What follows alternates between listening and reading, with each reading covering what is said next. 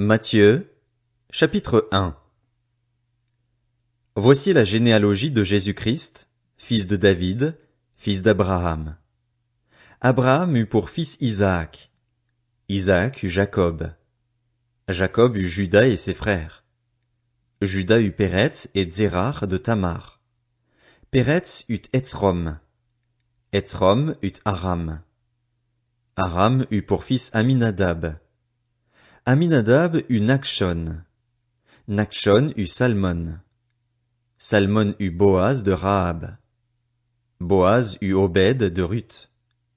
Obed eut pour fils Isaïe. Isaïe eut David.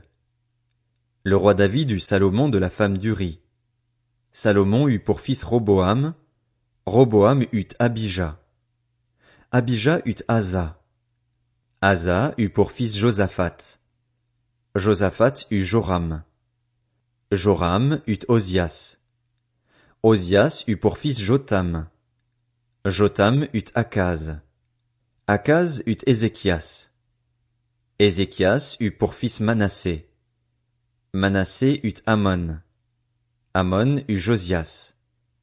Josias eut pour descendant Jéconias et ses frères, à l'époque de la déportation à Babylone.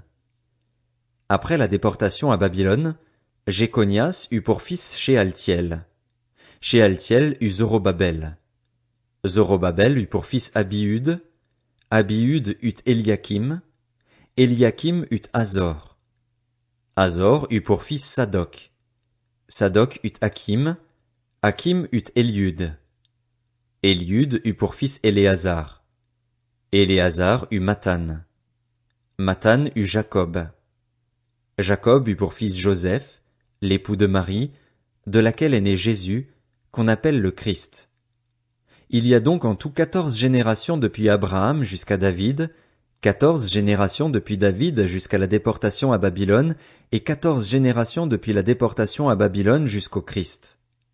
Voici de quelle manière arriva la naissance de Jésus-Christ. Marie, sa mère, était fiancée à Joseph. Or, avant qu'ils aient habité ensemble, elle se trouva enceinte par l'action du Saint-Esprit.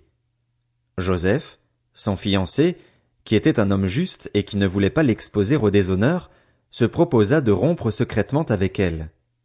Comme il y pensait, un ange du Seigneur lui apparut dans un rêve et dit « Joseph, descendant de David, n'aie pas peur de prendre Marie pour femme, car l'enfant qu'elle porte vient du Saint-Esprit. Elle mettra au monde un fils et tu lui donneras le nom de Jésus, car c'est lui qui sauvera son peuple de ses péchés. » Tout cela arriva afin que s'accomplisse ce que le Seigneur avait annoncé par le prophète. La Vierge sera enceinte. Elle mettra au monde un fils et on l'appellera Emmanuel, ce qui signifie Dieu avec nous. À son réveil, Joseph fit ce que l'ange du Seigneur lui avait ordonné et il prit sa femme chez lui, mais il n'eut pas de relation conjugale avec elle jusqu'à ce qu'elle ait mis au monde un fils, premier-né, auquel il donna le nom de Jésus.